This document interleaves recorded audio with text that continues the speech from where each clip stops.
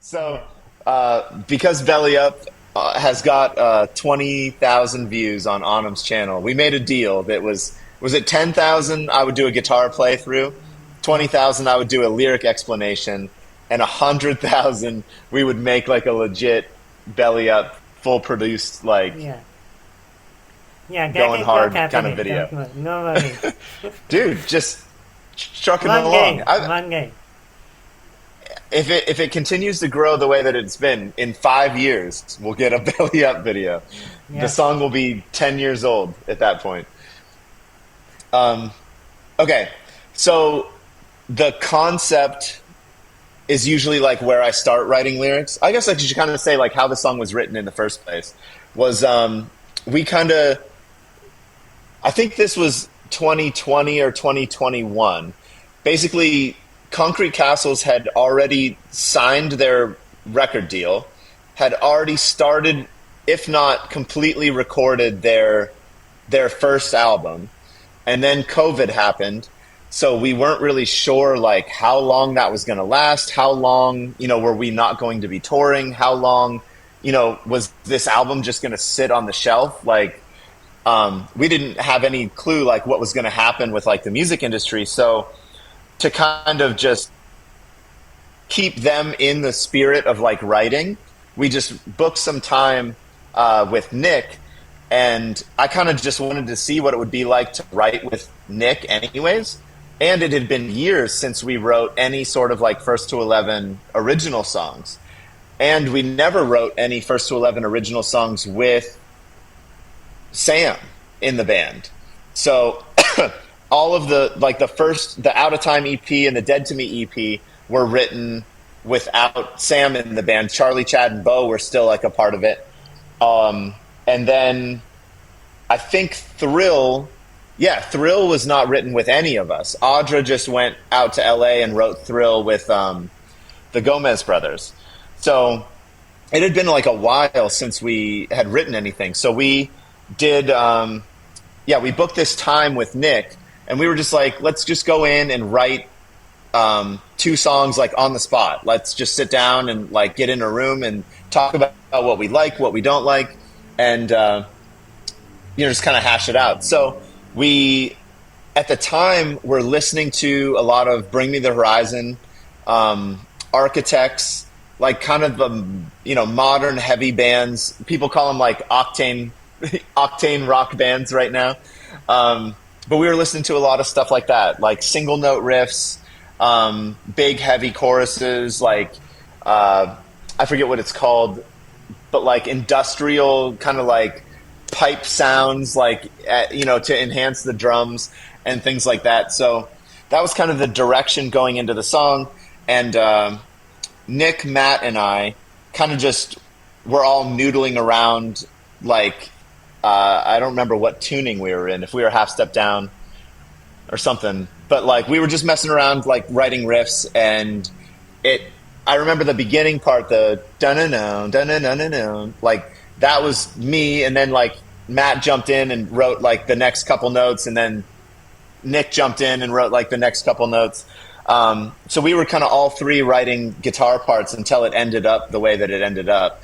And I want to say that Nick wrote most of the bridge. And I don't remember if Sam wrote stuff. He wrote stuff on Vicarious, which is the other song that we wrote while we were in that session. No one's heard that one yet, unless you're on the fan retreat and you listen to it in the van with me. But yeah, so we wrote the music for Belly Up first. And then I remember kind of like getting ideas as we were writing the music. And then I went out into the garage at Nick's studio and just kind of sat on the couch and had like a note that I have open on my computer right now, and just kind of started coming up with ideas for it. And Belly Up was the like first concept that I came up with. And conceptually, it's just like you have a half full cup and you're swimming in it belly up, meaning like you have a lot of good things going in your life, but you're kind of considering yourself like dead in the water. Like you can either look at the glass half full or half empty. And, it's kind of just like people looking at things half empty or not being willing to fill the rest of the cup up. It's kind of like where my brain was going. So I kind of just focused on how that scenario kind of lives in the music world. So, there's a lot of weird stuff, in the record industry and the music industry that like kind of tells you that you have to do it this way. You have to sign a record deal. You have to, fake it till you make it. Like you have to do all of these things. Like if you want to make it as an original band, and a lot of people will spend a lot of time touring, not making a lot of money, like doing it, the tried and true way, but that way is like very hard. So I was kind of thinking like, well, the way that we did it, because Concrete Castles had already signed the record deal, and it was like we we found a like almost like a backdoor, like secret entrance into the music industry by doing covers. And covers are looked down on so much by like original musicians and artists and people like, they don't really see the validity in doing something like that and trying to use it as a path to get where you want to get to. Regardless of how you get there, you get there. You know what I mean? And it seems very difficult for a lot of people to get there the regular way, which is like get someone to notice you, get someone to, believe in you, get someone to fund your project, and then, go out and sell it. And then you have to like recoup all your money. And it's like, it's just a really difficult way. And we kind of, found a different approach of getting there and getting, Concrete Castles to that place. I say we because like I was involved in the getting there part, but not the, being in Concrete Castles part. So, it's no secret that Concrete Castles was signed because of First to 11 and the success of the covers and the fan base and stuff that we had developed prior to that. So, yeah, it was kind of like this is like a message to a lot of other musicians to like think outside the box and try and do some things that maybe they haven't thought of to accomplish their goal. And instead of like beating their head against a rock trying to do it the way that like everyone tells you that you need to do it, like there's other alternatives. And also bringing up the fact that people look down so much on covers, but like that's how Limp Bizkit got famous. That's how Metallica got famous. That's how, like so many bands used covers as their like entryway into the industry and then became an original artist after that. So I think it's funny that people like look down on it so much when it's like, it's worked for a lot of other people. We aren't like the only ones that have found a way to do that. But yeah, so that was kind of like the idea and the concept of the video. So we'll kind of just go through the lyrics and kind of like see kind of how that made sense. So we start out with, I think you want to tell me off, but I'm just trying some things that maybe you guys never thought of. There's no one here, or sorry, no one's here. No one's here but me. So that's of course meaning like you're mad that we've kind of had the success and that we've been able to, basically get where you're trying to get to. But you're not really like willing to join us. You know what I mean? Like the other bands that we're friends with and even we're part of like the Rock School or other bands in Erie that were like really cool bands, but they, weren't willing to do the covers like we were. They weren't willing to make the videos, weren't willing to go on YouTube, and kind of lean into social media. So when I say like no one's here but me, it's kind of like, where are all the other people that should be trying to find a different way to kind of make a name for themselves? So the next line is, I'm not a dreamer. I'm like, someone wake me up, please. Come back down with me, or should I let you sleep? And that, again, is to like the bands where it's like I didn't want to tell them that they have to do this. It's kind of like, do you want to join us? Do you want to come and try this out? Like, it's obviously working for us, so maybe like come and try this other way of doing it. So I'm not a dreamer is like, it's it's proven. You know what I mean? It's not just a dream. It's not an idea. It's already worked. And then I'm like, someone wake me up, please. That's like, I would rather be rooted in reality than trying to be like, oh, someday I'm gonna make it. You know, like this is someone's gonna notice us someday, and it's like, well, I'd rather like accomplish that on my own. Like I would rather go after it rather than hope that someone comes and plucks me, with the great claw of the record label, record contract or whatever. And then come back down with me is like come back down to earth, like stop living in the dream. And it's, or should I let you sleep? Or do you just want to keep doing what you're doing? I'm not one to judge and be like, you have to do what I'm doing. But like, if you want to kind of live that dream of doing it the hard way, like you can, you can go ahead and do that.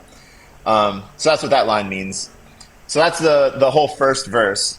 And then the chorus says, you put that shit on your face and pretend you made it. You'd rather play dress up to avoid all of the stuff you won't touch, you're not us. So again, that's kind of like talking about like sometimes you have to think outside the box. That's the stuff that you won't touch, the covers, you won't do that. You won't, take a chance or take an alternative route. You're not us, meaning like you haven't made the decision to try and do something like that. But the line, you put that shit on your face and pretend you made it, that was in reference to a specific band that they would make like really good music videos. And their music was awesome. But they like would kind of do the fake it till you make it thing, where they would like kind of conceptualize these ideas in their music videos where they like had like battle paint on their faces or some like the the stormtrooper with like the blood like on his mask. There are some bands that like do that sort of stuff to, I don't know, act a little cooler or act a little like, I don't know, artisty or whatever. And it's like you would rather go that route, kind of be like, oh, I'm just going to paint my face and that'll make me unique or something, instead of just like developing a fan base and putting out some songs that people are into. It's like the fake it till you make it thing has never really sat well with me. I would much rather be like the band next door than try and like wear special clothes when you go on stage or have like a persona or an alter ego or something like that. I feel like you have to earn that sort of stuff before you can do it. But anyways, all the good things will come to those who wait is the next line, which is like, you can't hope for overnight success. You've got to put the time in. You've got to put the work in. And you've got a half full cup and you're swimming in it belly up, belly up, belly up. So again, that's like, you've got a good thing going. You're a great band, but you're like not getting anywhere because you're looking at it like the half full cup is all you need to do. Like there's a little bit more that you need to do to get where you need to get to. So then the second verse is, way away from what it was, you ignored us over and over and every single time to sound tough. So that's kind of like some of the stuff that First to 11 did when they were younger, when they were M4, was like they were kind of looked down upon because they were like a kids band. So some of the older bands that were like around us, like kind of looked down at them like, oh, you're just that little kid band. But that's why it says way away from what it was, is like, we've obviously come really far from where we were. And you kind of ignored us and didn't let us play with the big kids, every time to like sound tough. And then now what's up? Wonder why you're stuck. Again, like we've had some success. We've had some opportunities come our way, and like, maybe you should have tried some stuff. But then we've got the same pre-chorus again. I'm not a dreamer. Yeah. Simon, wake me up, please. Then we've got another chorus again, and Yeah. Same. yeah, Same it's just stuff. choruses for the rest of the song. So yeah, An that's incredible the bridge. I have to shout out the yeah. bridge. The bridge is tough, tough as hell. Yeah.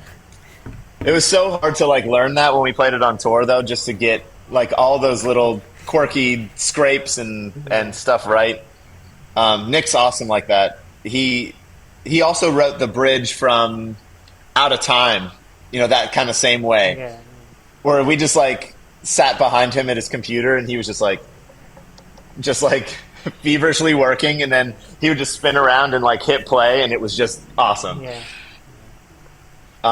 But yeah, that's the lyrical explanation of Belly Up, was that some bands just need to think outside the box a little bit and come up with a different way, because like if you just try and do the typical route to success, there's a million other bands trying to do that same thing, and you've got to do something that's a little bit different. And yeah, I feel like just wearing face paint, or trying to wear a trench coat while you're playing on stage or something silly like that, like is just it's like a band-aid. It's not really fixing the problem.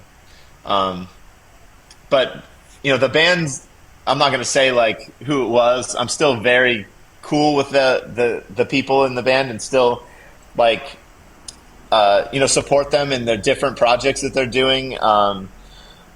And yeah, it was kind of me being like, I've had some success. Please just give this a shot, because I want you to be successful too. You know what I mean?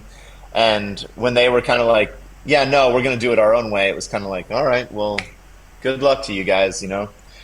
And I obviously would never have like the balls to say it, to their faces or whatever. So it kind of came out into a song. I'm a lot tougher in my brain than I am in real life. Yeah. That's good though. You made a song out of it. I Yeah. don't think you would Uh, have made a song out of it if you told them. so, I mean, did you think that, like, did you have any guesses of what that song was about? I honestly had no idea. I mean, the only thing that's like kind of clear is like all the good things will come to those who wait. You gotta have full cup and you're swimming in a belly up. That's the only like thing that's like easy to understand. But Yeah, I feel other like than that, yeah, you could kind of take that a lot of different directions. Like it's a pretty universal thing that like yeah. you've got to put the time in, you've got to put the work in. But I also love the The chorus album is art. pretty, yeah. The chorus itself is pretty like universal. Yeah, Yeah, and the I feel like album art, that's yeah. Yeah, I'm sorry. yeah. Zach did such a great job of depicting like the fish. Yeah, yeah. I was like, I want it to look like a Jesus fish. Like I want it to be like very crudely drawn. Not to be like an actual Jesus fish, but like Yeah. I wanted it to be like a very simple line art kind of thing, and he nailed it on that. That was probably one of the most impressive things that Zach has ever done. Is I was like, I have this idea, and then he showed me that, and I was like, perfect, that's it. Yeah. Yeah, he was also there when we wrote that song. Yeah, Like yeah. he That was makes he sense. was hanging out. He was just sitting behind Nick, like, show me everything. Like he was like so excited to see Nick work. I think we had to have like a talk with him. We were like, Zach, just stop asking Nick questions, because he Yeah. was like, "What's that compressor do? What do you use on your vocal chain?" Like he was just like so into like learning about what Nick was doing.